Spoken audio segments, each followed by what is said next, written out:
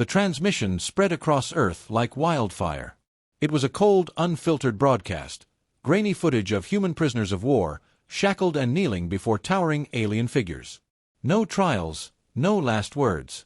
A single order was given in the Galactic Council's tongue, and then execution. One by one, the soldiers fell. Some tried to stand, but energy weapons cut them down before they could even raise a fist. The broadcast ended with a simple message, spoken in perfect English. This is the fate of all who defy the Galactic Council. For a moment, there was silence. Then came the outrage. Riots erupted in every major city. Families of the fallen wept while strangers burned alien embassy buildings. Humanity, a species known for its endless capacity to fight, had just been given a cause no one could ignore. Inside the war room of the United Earth Coalition, high-ranking officials stared at the footage in grim silence. "This isn't just war," one general said, voice low with fury. "It's extermination." Another official slammed his fist onto the table. "They want us afraid. They think we'll bow." But fear wasn't what burned in the hearts of humanity. It was rage. A slow, simmering fury that had been ignited by the Council's arrogance. They saw humans as lesser beings. A mistake they would soon regret. Across the stars, the Galactic Council remained unconcerned. They had crushed rebellions before. Their empire stretched across thousands of worlds, held together by the firm hand of absolute control. Humanity was just another upstart race, barely worth the effort of a full-scale invasion. The extermination of prisoners was merely a warning, a reminder of who ruled the galaxy. Yet, in the darkness between worlds, something was shifting. The United Earth Coalition convened for an emergency session, and for the first time in human history, there was no division. Every nation, every faction, every individual stood together. There were no more political debates, no hesitation. The decision was unanimous. Humanity would no longer fight for survival. It would fight for revenge. The President of Earth stepped forward, addressing a planet already brimming with fury. "They thought we would be afraid. They thought we would kneel." A pause. Then the words that would change the course of history. They were wrong. Mobilization orders were issued within the hour. Factories shifted to wartime production. Engineers modified civilian ships into warcraft. Hackers worked around the clock, breaching enemy networks. The might of humanity was not in its size, nor its technology. It was in its ability to adapt, endure, and retaliate with overwhelming force. For too long, the galaxy had believed humans were weak. That ended today. The Galactic Council had declared war on Earth. Now, Earth would bring war to the Galactic Council. The first strike came without warning. The Galactic Council, confident in its superiority, had not even bothered reinforcing its outer defenses. After all, humans were primitives, barely capable of space travel. A species that should have been grateful to exist at all. They had underestimated humanity. A fleet of retrofitted civilian ships, cargo haulers turned into war machines, dropped out of hyperspace above a key supply station. Council forces detected them too late. Within minutes, cyberwarfare teams disabled enemy communications, leaving their fleet blind and scrambling. Then the bombardment began. Human forces didn't follow traditional tactics. They moved unpredictably, adapting mid-battle in ways that the Council's rigid command structure couldn't counter. The station fell in less than an hour. Not a single human ship was lost. The Council barely had time to react before the next attack came. Then another. And another. Humanity was everywhere at once, striking with precision, vanishing before retaliation could be mustered. The Council's admirals dismissed it at first. A few raids. A nuisance, nothing more. Then the reports started coming in.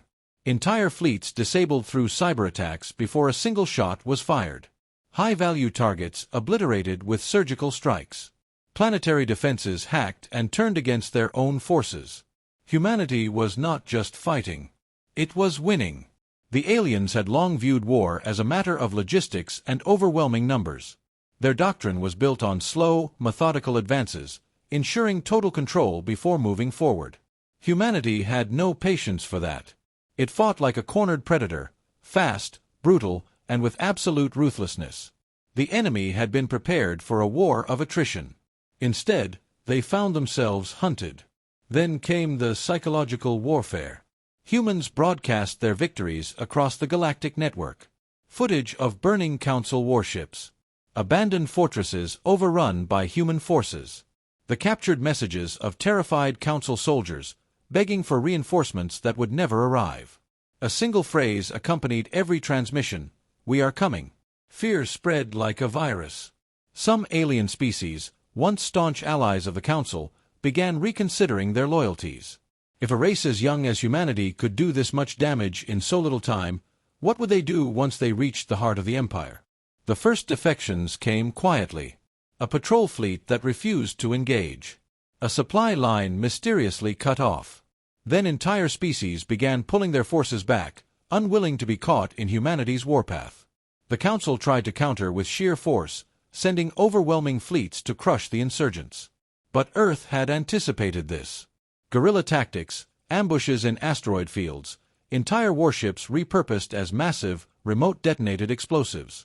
The Council's numerical advantage was useless when its fleets were being torn apart before they could even fire. Panic set in. How was this possible? The humans had been weak. They had been inferior. Now, they were dismantling an empire that had stood for millennia. The war had only just begun, but one thing was already clear. The Galactic Council was losing. World after world fell. What had once been the unshakable rule of the Galactic Council was now a crumbling facade.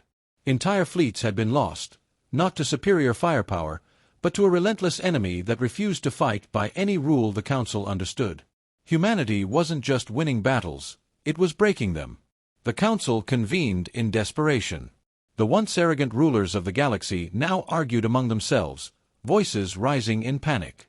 They had expected swift victory, but now their fleets were scattered, their supply lines shattered.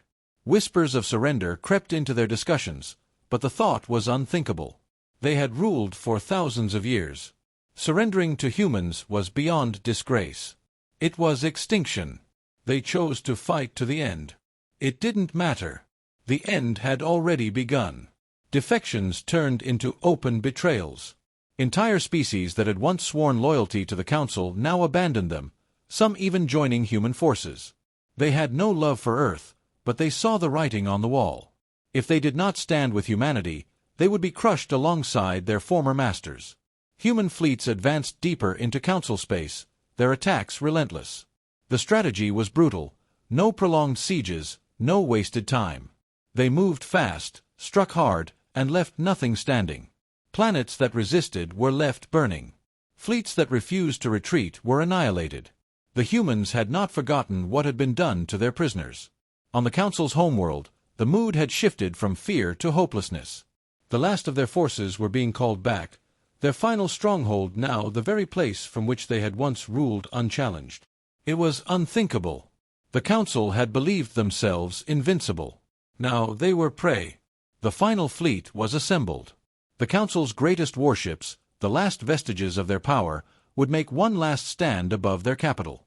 Every remaining soldier, every ship, every weapon they had left was called to the defense.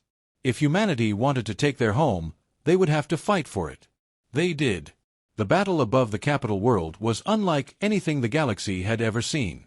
Thousands of ships clashed in a final, desperate struggle. The Council's forces fought with the desperation of the condemned, but it was not enough. Humanity had come too far, sacrificed too much. The Council's fleets, once feared across the stars, were torn apart, their flagships reduced to drifting wreckage. As the last of their defenses collapsed, one final message was sent from Earth's fleet to the Council chambers below. A simple statement, carried across every frequency, heard by every being on the planet. This is not a negotiation. This is justice. Then the bombardment began. The seat of power that had ruled for millennia crumbled under a relentless barrage. The Galactic Council, the most powerful entity the universe had ever known, was no more. Humanity had not just won the war. It had erased its enemy from existence. The war was over, but humanity's work had just begun. The Galactic Council was gone, its leaders either dead or captured, its fleets reduced to scrap floating in the void.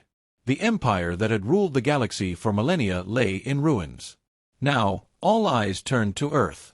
The question was no longer whether humanity could win. It was what kind of rulers they would become. The trials were swift. The surviving members of the Council, once feared across the stars, now stood before their former subjects in chains.